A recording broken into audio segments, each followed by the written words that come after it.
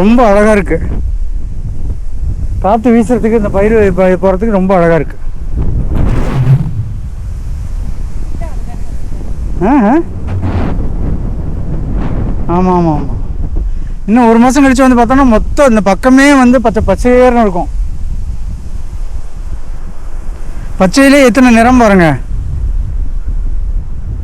கரும்பச்சை, இளம்பச்சை, மஞ்சள் பச்சை, எலுமிச்சை பச்சை, அத்தனை பச்சையும் நீங்கள் பார்க்கலாம். வயல்வெளியிலையும் பார்க்கலாம், தாவரங்கள்லையும் பார்க்கலாம்.